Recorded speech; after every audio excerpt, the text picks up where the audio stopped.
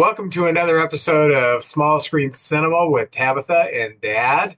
Um, we are experiencing storm conditions, so we've had trouble with the internet. We've This is our second attempt at this. Um, so if you hear this, that means we got all the way through it. If you don't hear it, it means that we didn't make it through again, and I threw a fit. So I can always throw a fit. We are going to talk about the movie The Screaming Woman. Ah! Yes. And you can find this on YouTube. And I was very excited because about 4 years ago, I watched this on YouTube and it was a terrible production or transmission. It was as bad as Dawn Portrait of a Teenage Runaway, but this is a very clean one they have up now. So I could see everything and it was just beautiful. I cried. I Yeah, actually I saw it very clean too. You could have watched it that clean, but it's fine. I get it. Yeah. I don't have a DVD player anymore.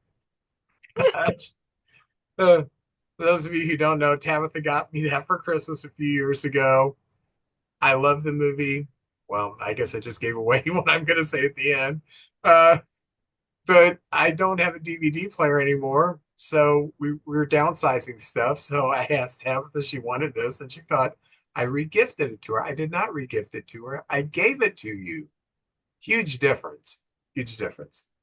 So anyway, this is based on a short story by Ray Bradbury, who wrote it in 1951. And Ray Bradbury is known for what? Scaring me. Scaring you. Okay, well, what else is he known for? Writing horror and sci-fi stories. I don't know what you want me to say. Didn't he do Star Trek? No, Well, he should have, I guess. I don't. wow. That's Gene Roddenberry. Yeah, I get them mixed up because they both have a penis. I cannot. Uh, sorry. I am embarrassed for both of us right now. I'm embarrassed that you watch Star Trek. So there. Blech. Next thing you're going to tell me is you also watch Battlestar Galactica and Space 1999. So, I've only seen a few episodes of Space 1999. Thank you. okay. So anyway, this was a short story written by Ray Bradbury, Fahrenheit 451. Did he write Fahrenheit 451? Think so. I think that's what yeah, but he's written a lot of short stories, a lot of horror stuff like that. Um, he died in 2012 at the age of 91. 91, that's a pretty good age. But You uh, remember? Do you what? remember that time we went to Kansas City and you got a book on tape from the library of a bunch of Ray Bradbury shorts? Yes. And they were terrifying. I Terrifying. I don't remember. I I have such a hard time listening to books on tape. My mind wanders. Well, one of them was The Sound of Thunder, and as a young prepubescent child, that just scared the crap out of me.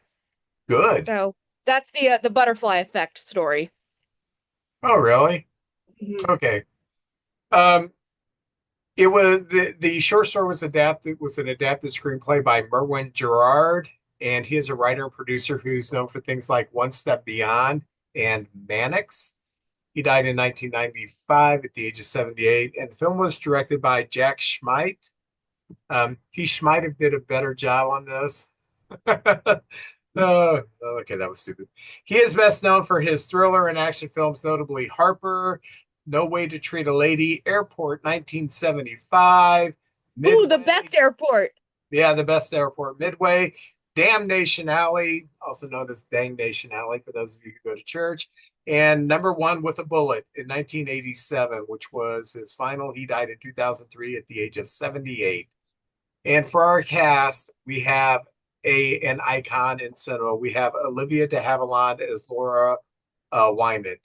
And she goes all the way back to the Earl Flynn at The Adventures of Robin Hood. She was also Gone with the Wind, of course. She won Oscars for To Each His Own and The Heiress. She is the sister of Joan Fontaine. I think they're the only two siblings who have both won Oscars. And they famously hated each other. which is so sad to me. Oh, yeah. Well, my two sisters hate each other. You hate your sisters. Well, yeah, I but they mean, love me. well, especially being that Evelyn won an Oscar before you did. I think that was the big problem here is Joan won the Oscar before Olivia did. So, Mm. um, Olivia died 2020 at the age of 104. I didn't know people lived that long, honestly. I knew turtles did, but not people. That is just amazing. Also, we have Ed Nelson as Carl. He is best known for his run on the early 60s drama Peyton Place. He was also in that, I think until Titanic held the record for the most Oscars, it was called Attack of the Crab Monster. Very good. He was also Yeah, in that Teenage classic. Caveman, uh, Bonanza, and The Twilight Zone. So this is like the pinnacle of his career. Yeah. Um, he died in 2014 at the age of 85. We have Lorraine Stevens as Caroline. I knew her from Rich Man, Poor Man, Book Two. She goes all the way back to where she was a teenager and she was in an episode of Leave It to Beaver. She was also in things like Policewoman, Fantasy Island, and Tarzan. She is still with us today at the age of 84. And then we have a man who is dear to my heart. I love this guy. Joseph Cotton is George, who was barely in the movie, by the way. But of course, he is most famously known as Jedediah in Citizen Kane, which that was one of the names I wanted to name Max was Jedediah, but yeah, I was voted down. He That's was also, I, go ahead. I forgot he was in Citizen Kane actually. Oh, yeah.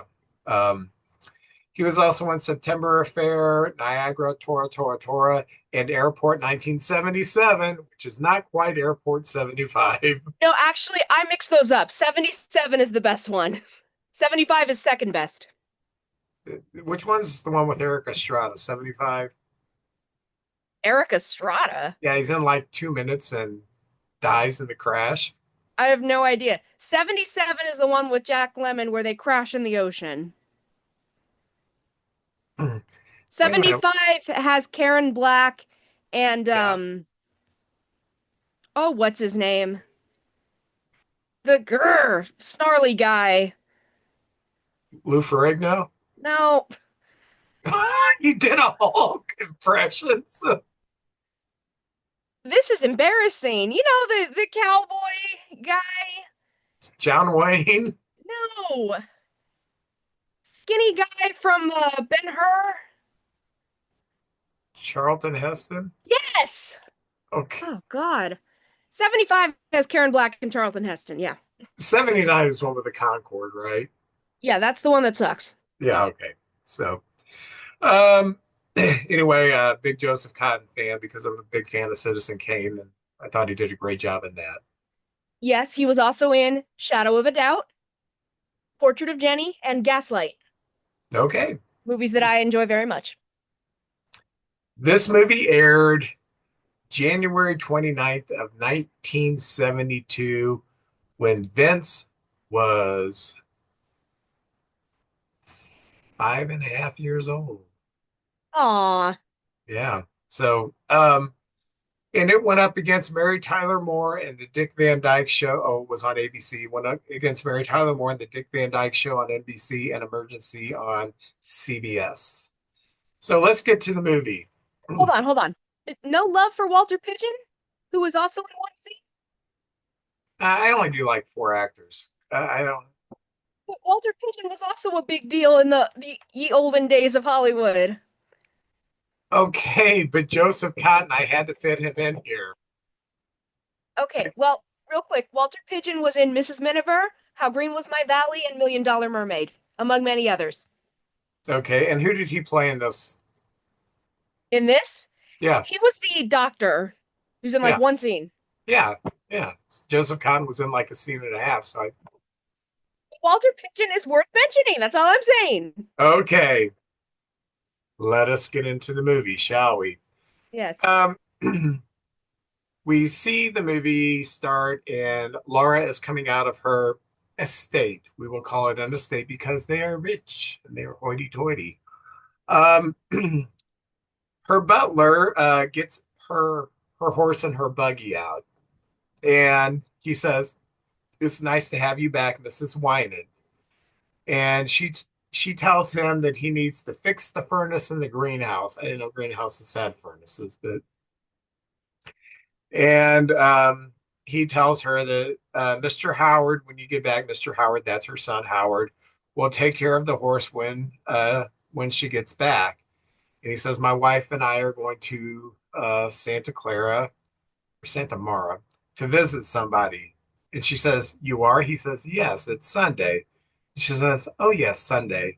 And then she takes off with the horse and buggy, which I think is pretty. I wish I was rich enough to have a horse and buggy. I do too. So, in the next scene, we see her son Howard. He comes to the butler, Martin, as mom rides off.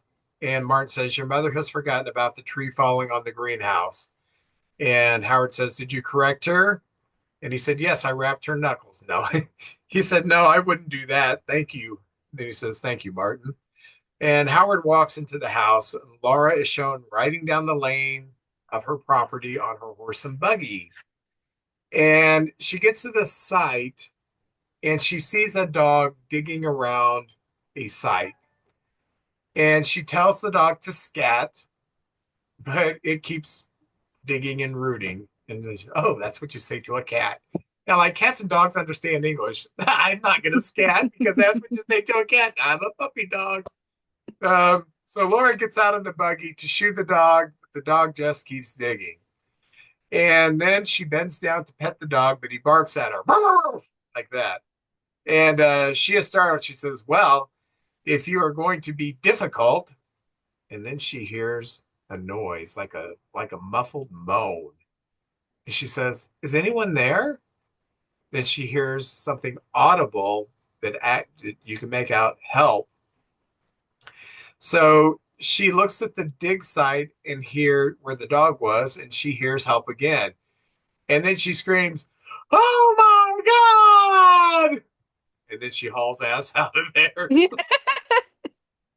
So, Couple things about this. I really like the opening shots when she's riding through the woods. They look really cool, and there's no music playing, so it's kind of ominous. You just hear the horse, the horse, the oh my God, the horse walking, the hoof print, the hoof print. the trotting of the horse. We were not raised on farms. So Um, clopping, the clopping of the horse. the clopping, yes, thank you. I'll clop to that.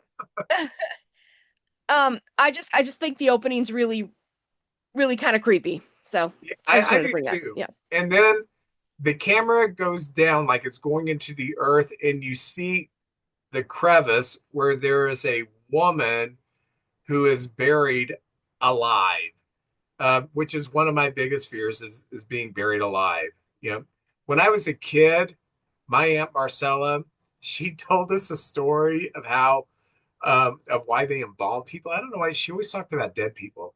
Why they embalm people because they would bury people, and years later, if they had to move the grave or something, they'd dig them up, and their fingers would be down to nubs because they became alive again, buried alive, trying to get out. Oh, that's gross. I don't want to hear What that. a lovely story to tell children. Yeah. Yeah. So Well, I, then, I do like that they show us the woman too, because a lot of this movie is dependent on people not believing her. So they let the audience know, no, this is real. yeah, We're very not good. meant to doubt her. Yeah. So Laura runs away screaming without her horse and buggy because she's traumatized. I mean, I'd be freaked out too. She runs all the way home and calls for Martin the butler. And she pounds on the door to his quarters, but he's gone because he said, it's Sunday. I leave. I take my wife and we go do the Santa Barbara thing. And so she runs to the main house to her son Howard, and Howard comes down to calm Laura. And Howard screams, what is the matter with you? Like I always screamed at my mom. I'll show you what's the matter with me. Boom, boom, boom. So, uh, So she's trying to explain about the woman's call for help, but she's just too hysterical to really make any sense. So she calms down uh, a bit, and Howard, Caroline, and George are kind of in like the study area. And George, of course, is her lawyer, who is Joseph Cotton, by the way. And uh, she finally says, "Now you listen to me. There is a woman buried at the basement of the smokehouse, and she is alive." And he says, "Mother, the smokehouse was torn down years ago." And she says, "Yes, but the basement was filled with dirt, and that is where she's buried." And he says, "So she's buried, but she is alive." She says, "Don't you patronize me."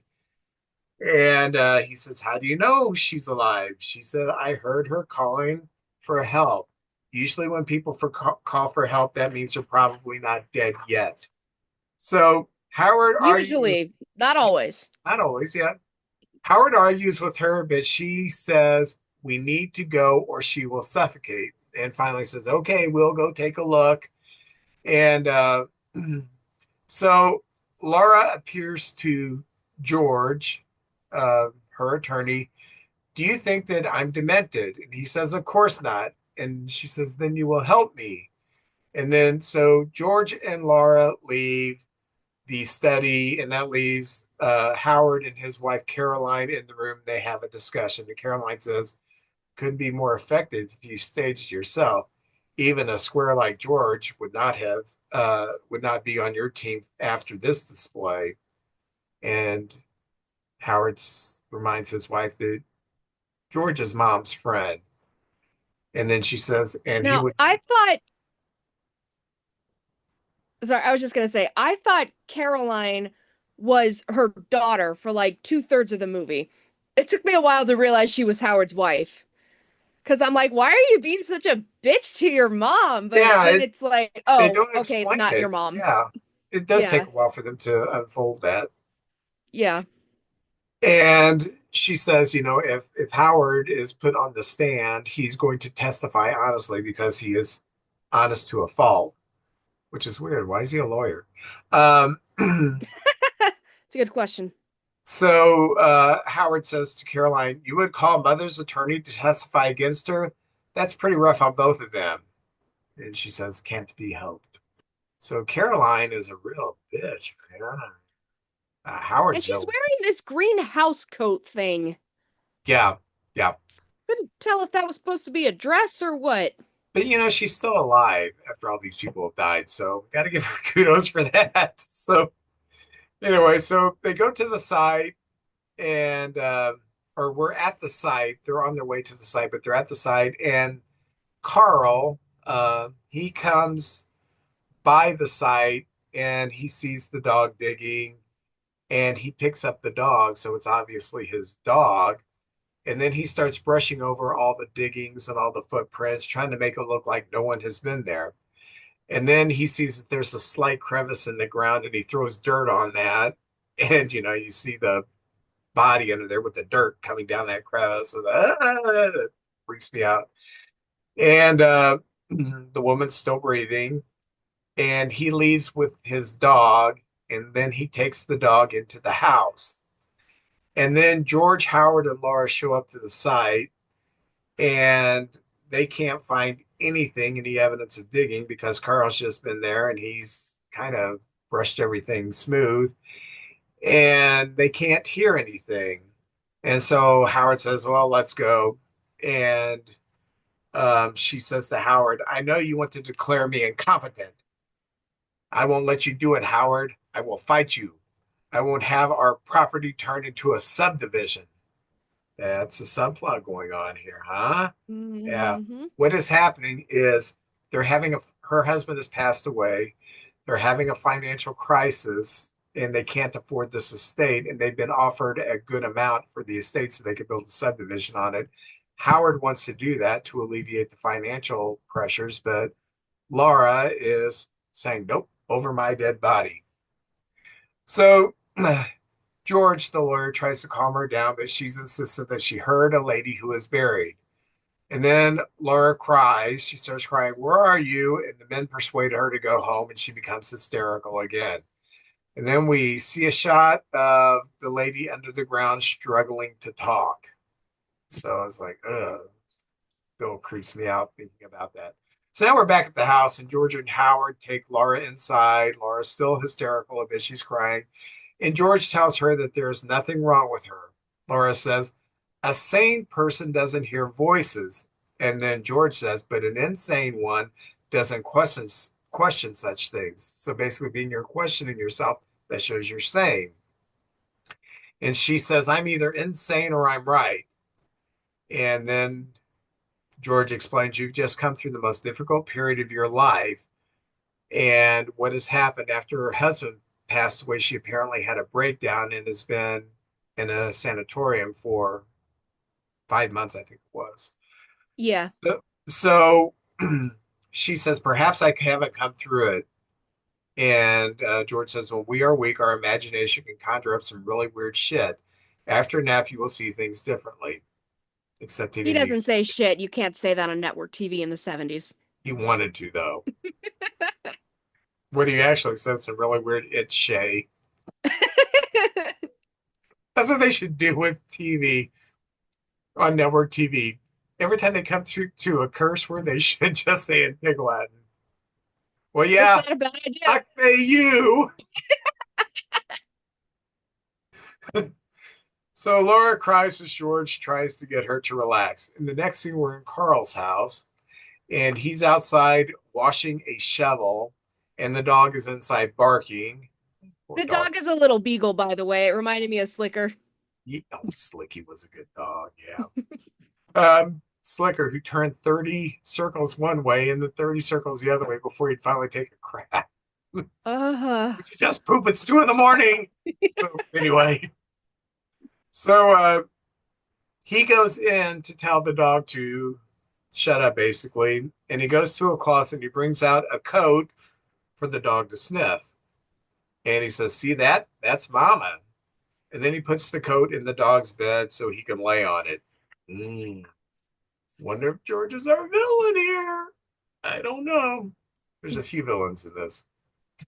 And then he goes into another room and picks up a lamp that has been knocked over. And then they kind of pan and you see that the room has kind of been in disarray, kind of trash. So he's hiding it it up. is the biggest lampshade I've ever seen. Oh, yeah. I It hadn't was thought about that. ridiculous. Like, It's so he had trouble putting it back. It was so big. right. So, anyway, he notices blood on the fireplace base, and then the phone rings. And we have Evie, a blonde, a young blonde, on the phone. And she is saying that she waited up for his phone call.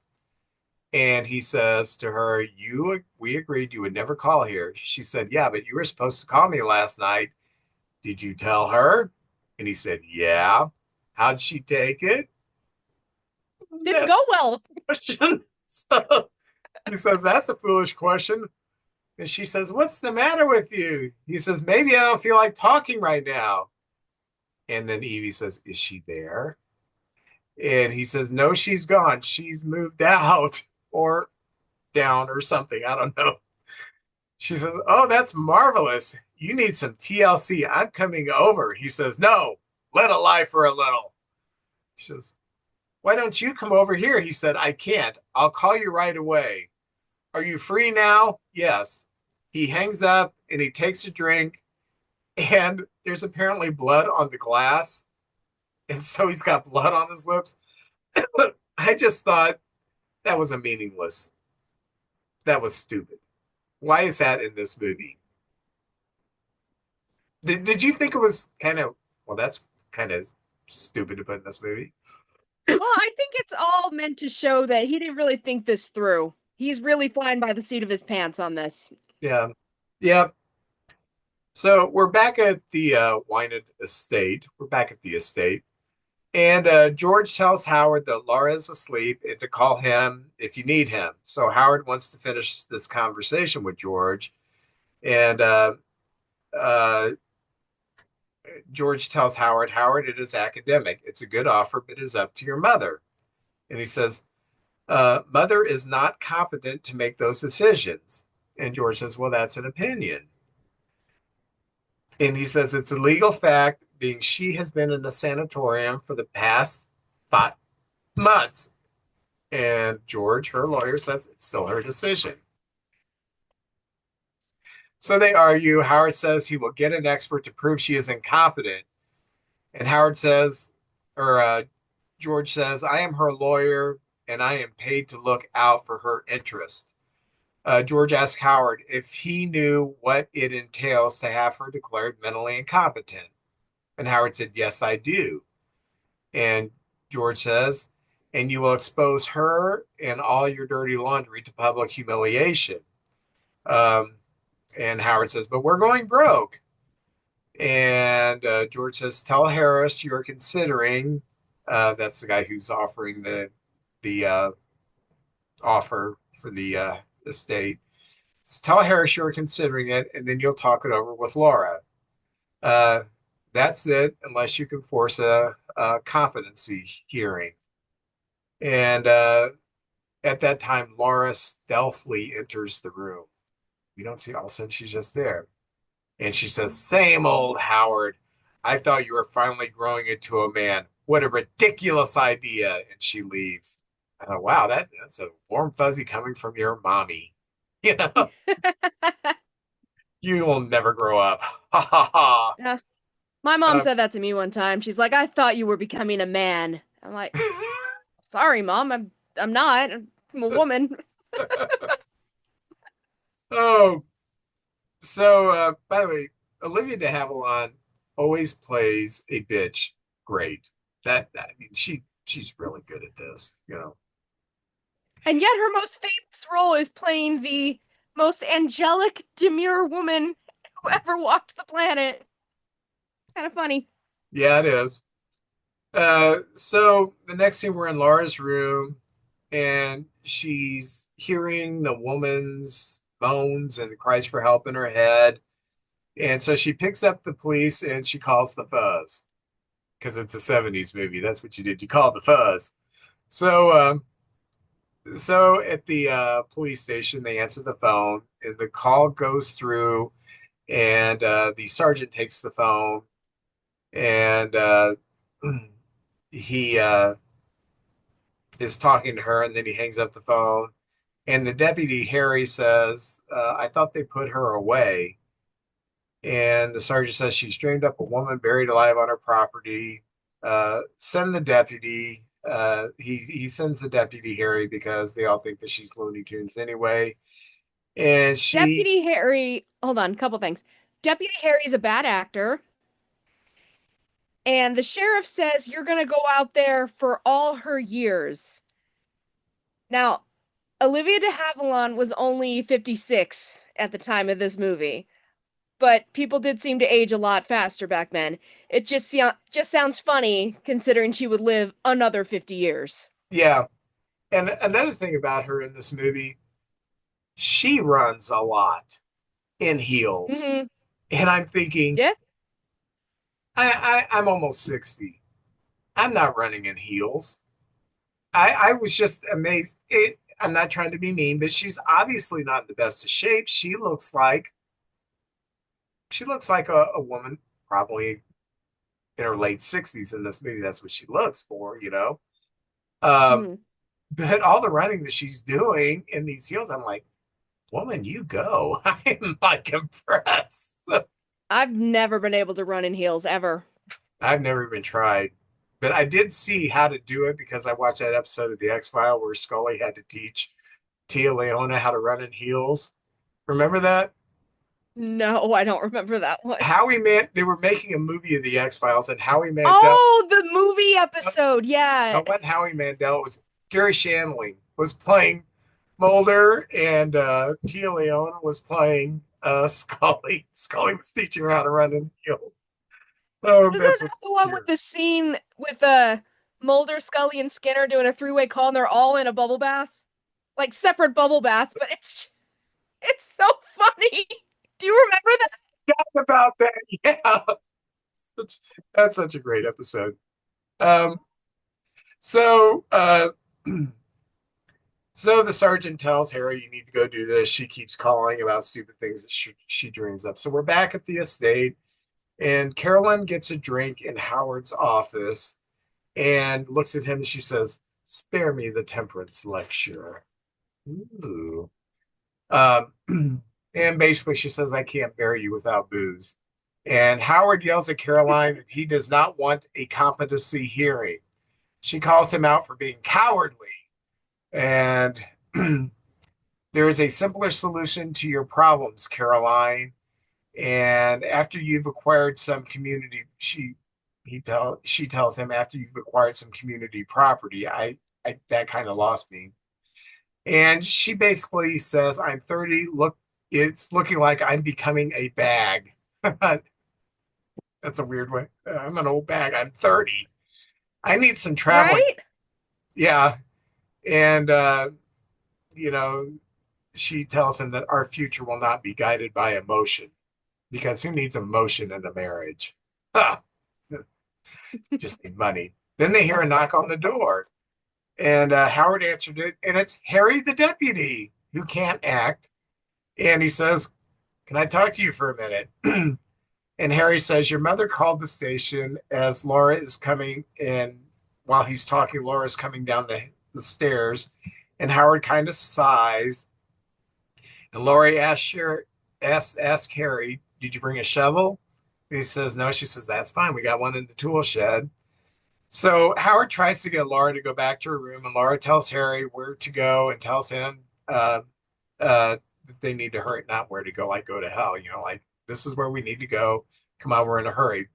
Or come on, you're in a hurry. Laura goes back upstairs, and Carolyn watches her go back upstairs. So now we're at the smokehouse ruins. It's just Harry and Howard there at the site.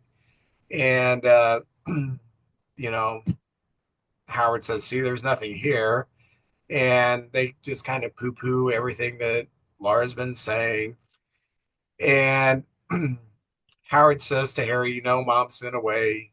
And says yes. And, she's excitable right now because she's had these issues with dad dying, sanatorium. So Harry digs just enough to be able to tell Laura that he dug, but he didn't find a thing because he just kind of moved some dirt around.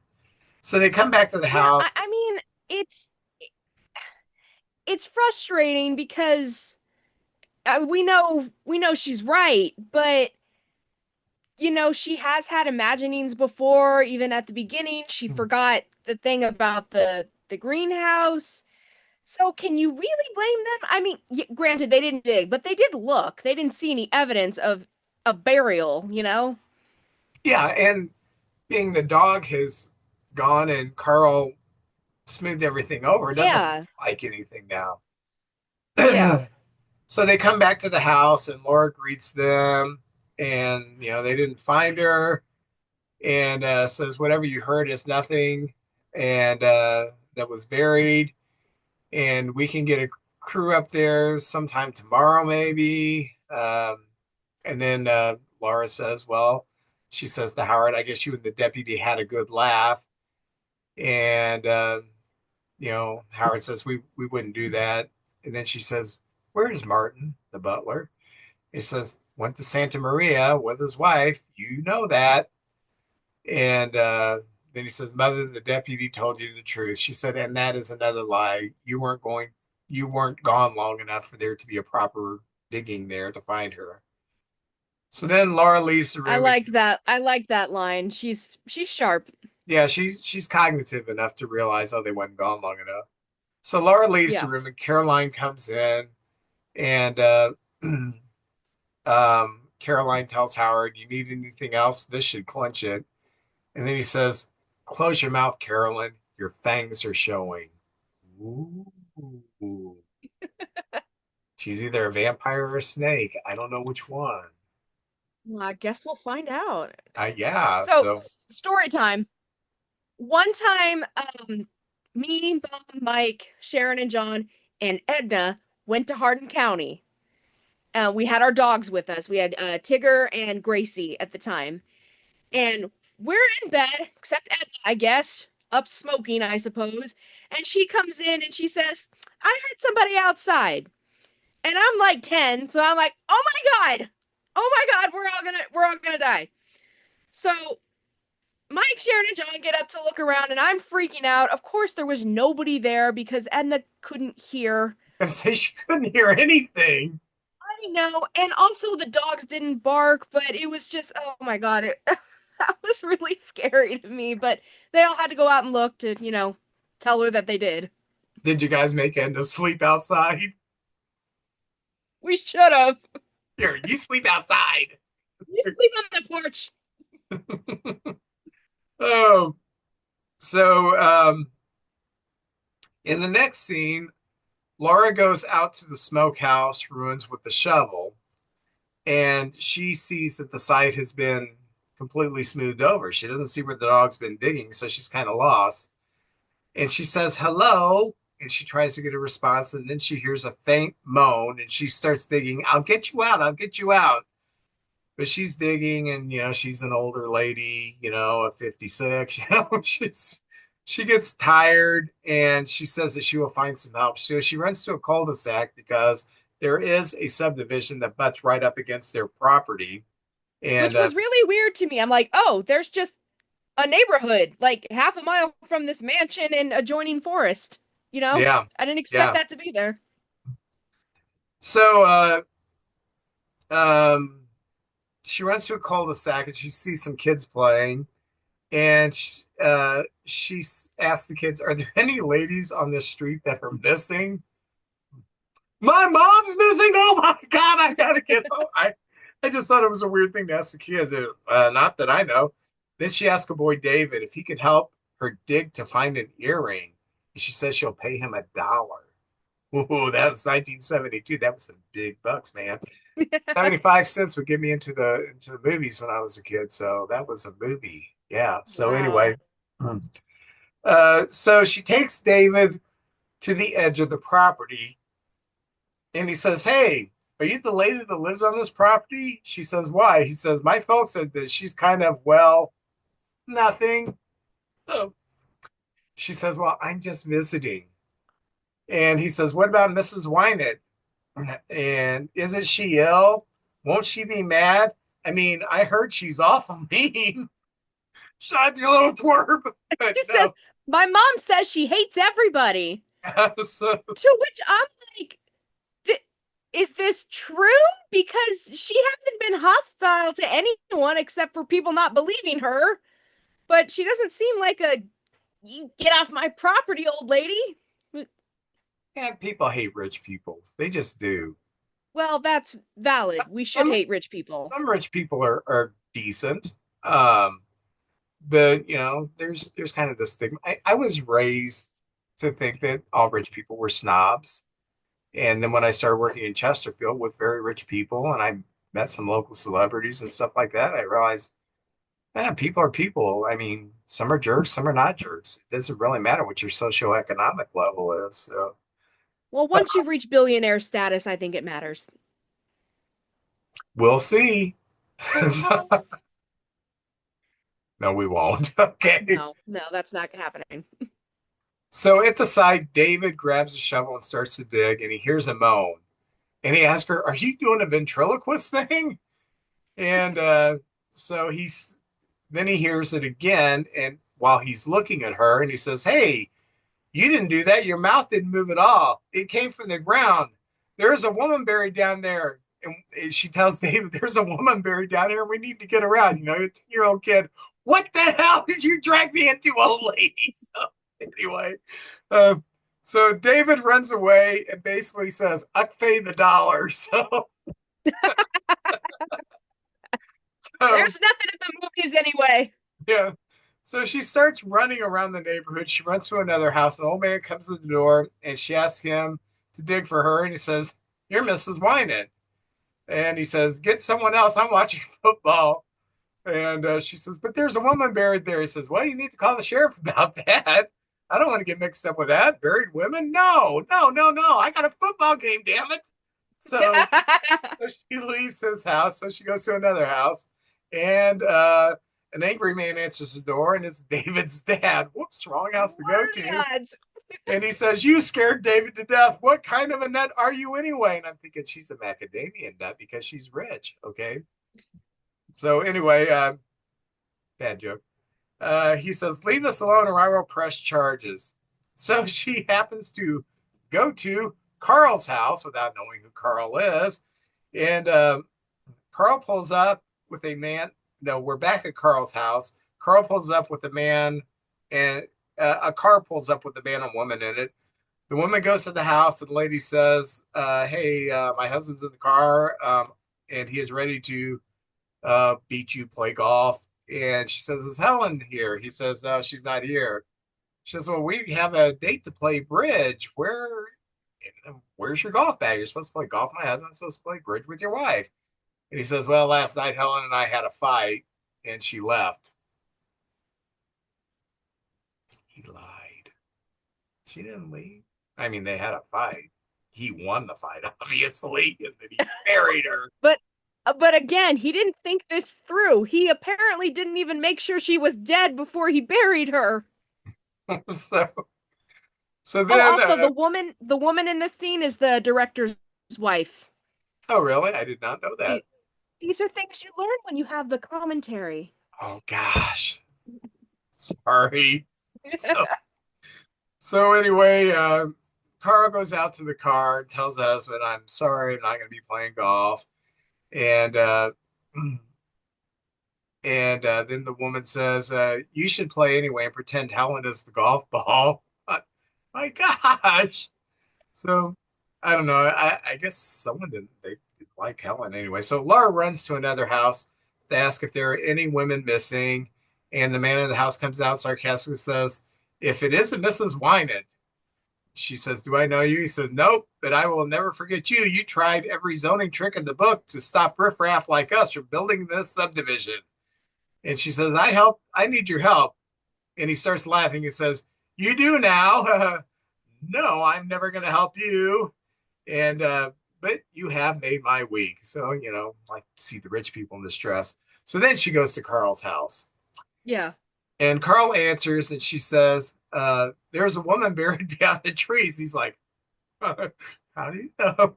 Um, and she says, "Nobody will believe me." And he says, "Who won't believe you?" She says, "Everyone, my son, the sheriff, but they think I am nuts." And he's probably thinking, "God." He says, "How do you know she was there?" He said, "I heard her." So Carl is shocked. He says, "How can she still be alive underground?" "Huh? What? I didn't say anything." And Laura says, "The last time I heard her was about a half hour ago. She might be dead by now. A little boy heard her too, so I'm not nuts."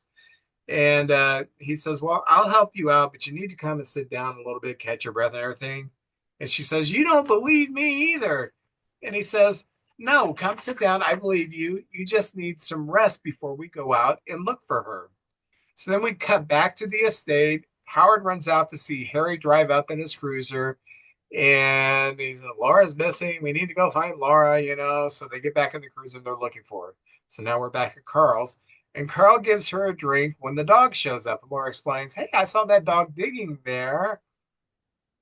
So she starts putting two together. And she asks Carl, where's your wife?"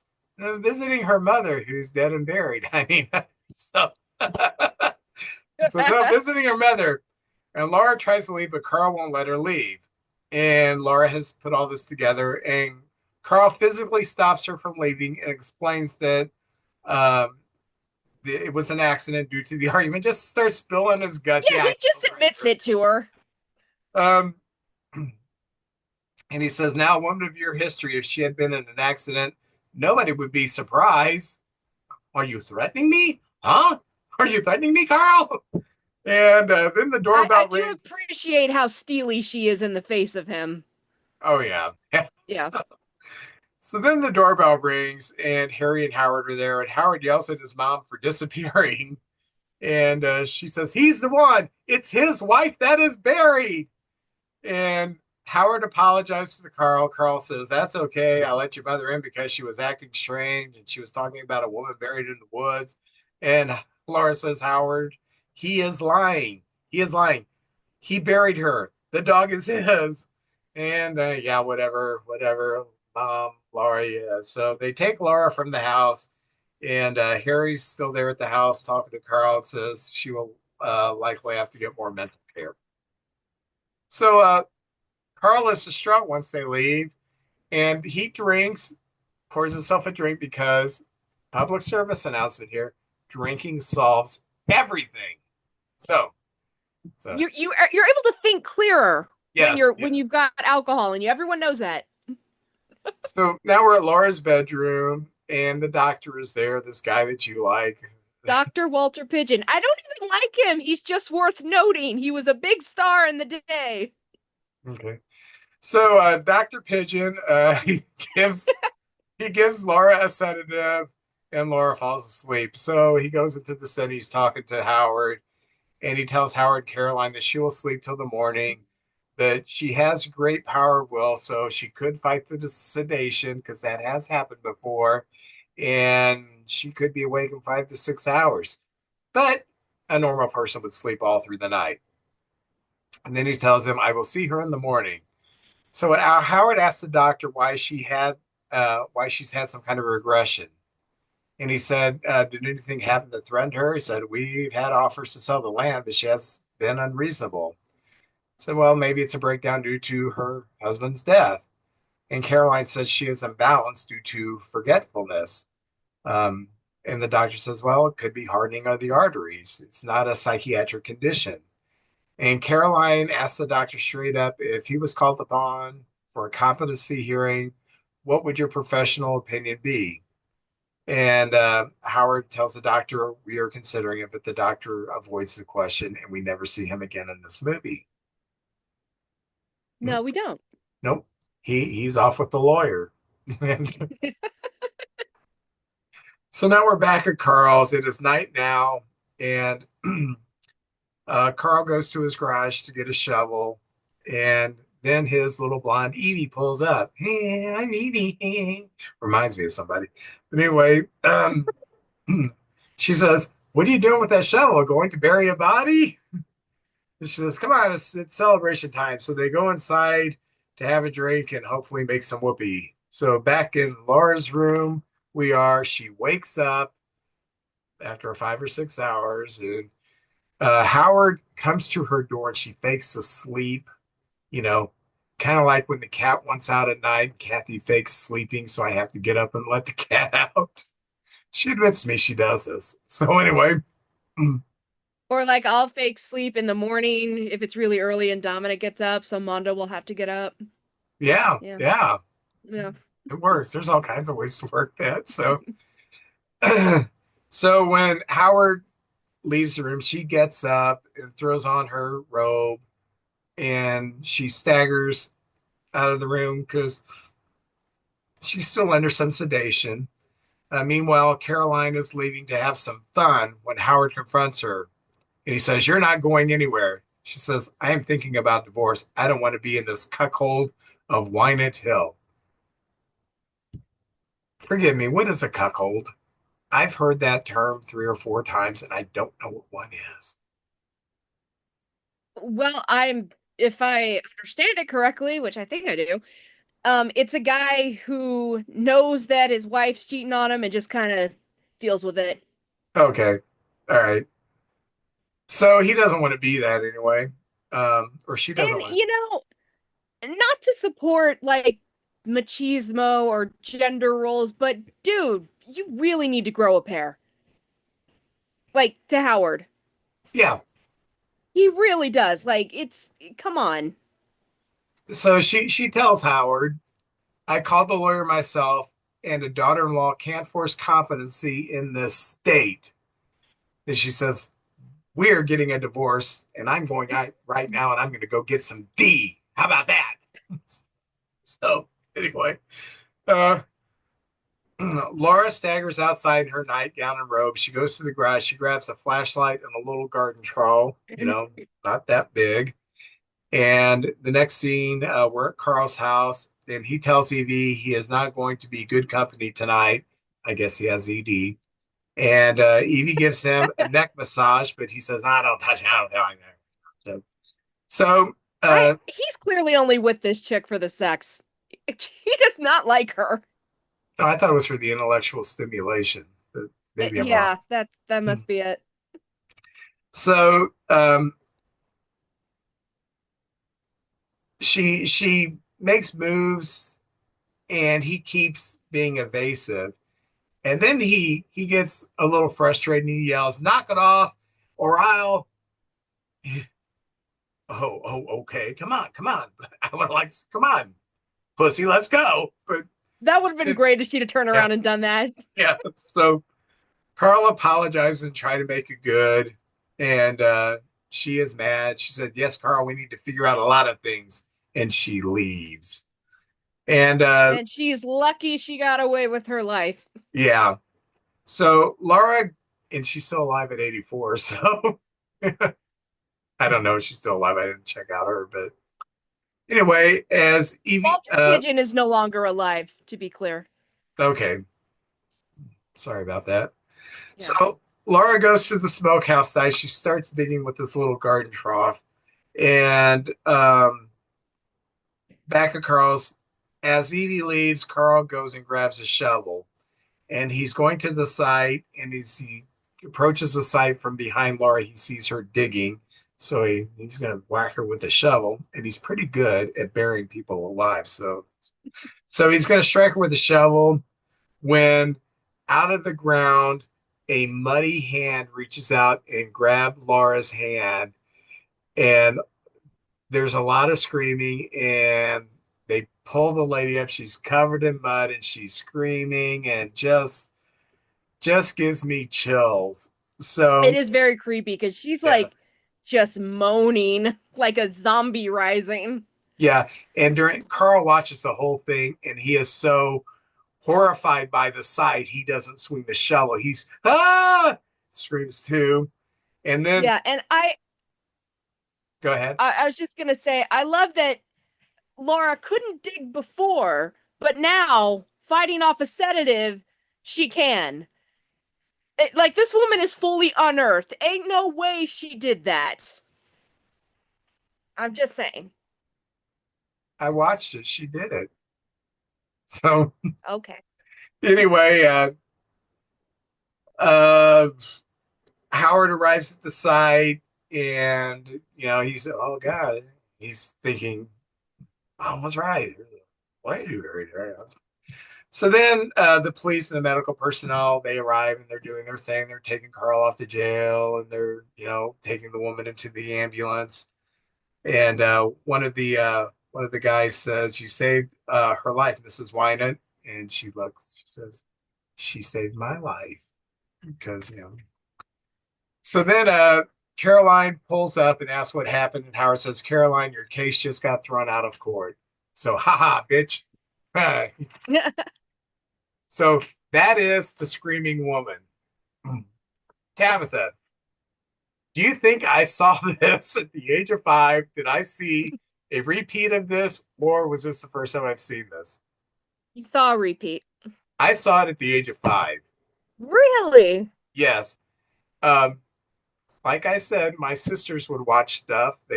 One was a year older than me, one was 2 years or 3 years older than me.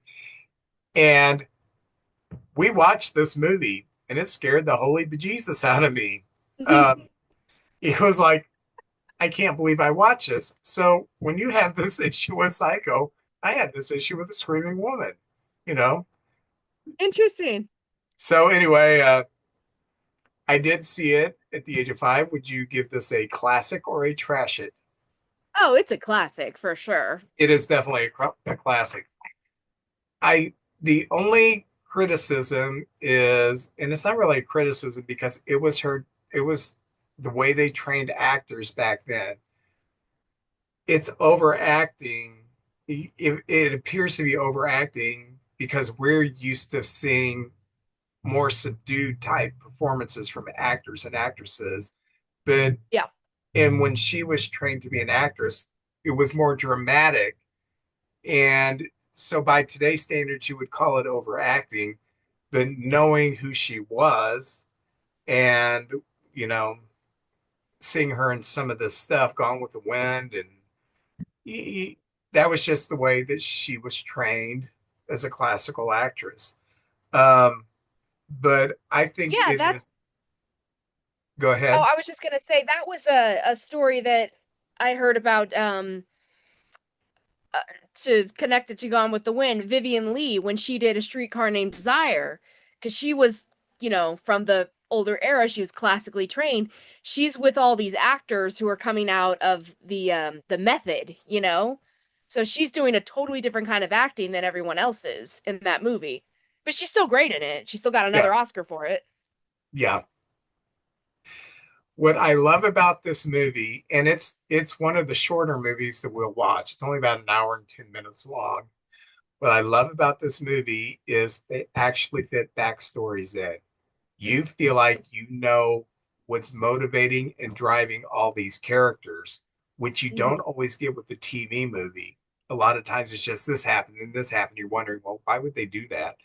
Not unless you understand the backstory with the house being uh, getting the offer on the house, they're going broke. You have an older lady whose husband has died, who has spent time in an institution trying to cope with things. And you even understand the backstory of some of the minor characters like um, Evie, who is trying to have a relationship with this married man and thinks that, I think they did a great job in character development. And there's enough horror in this movie, and the end is truly shocking. It's one of the most creepy things I've still ever seen on TV or on any kind of movie. When she pulls that muddy body, that lip muddy Yeah. body out of the ground, it's like, wow. Uh, so I'm glad we both give it a classic. Was this the first time you saw it? No, no, I saw it I don't know, a few years ago. I watched it on YouTube because you had told me. I remember you telling me about it. So, yeah. Yeah, great movie. What are we going to do next week? Well, next week, we are gonna do it's technically a pilot movie, but the show ran for 7 episodes and I don't even know if you can get them anywhere. So, we are gonna watch Children of the Lotus Eaters, aka The Psychiatrist, aka Children of God, or God's Children. I don't know why it has so many titles. You There will find are it on YouTube under Children of the Lotus Eaters. there are a few movies, TV movies. Um, One that we will do, and I may do it next. When it came out, it was called Panic at Lakewood Manor. And Okay. then when they would re-show it on TV, they called it Ants. It was about ants, by the way. But That one. I've not seen it, but yeah, I've heard of that one. yeah, so yeah, there's been some of these movies where I've seen a TV movie, and I when I was younger, I'd be in a video store, and I know that is a different name, and that's one of them. So Yeah. So, this one, unfortunately, the quality is terrible. It's Dawn Portrait of a Teenage Runaway terrible. But we're gonna watch this because it co-stars my boyfriend, Pete Duell. Children of the Lotus Eaters. Yes. So this is going to be about Rebecca's offspring because she loves to eat lotus root. Yes, that's exactly what it is. All right, We've had Ben Murphy on the show. We're gonna have Pete now. all right. So tune in next week for one of Tabitha's celebrity crushes. Um, isn't it weird to have celebrity crushes that are dead? I I think mean, I guess, but it's not like I'm gonna get the live ones either. I haven't thought about it like that. All right. We will see you all next week.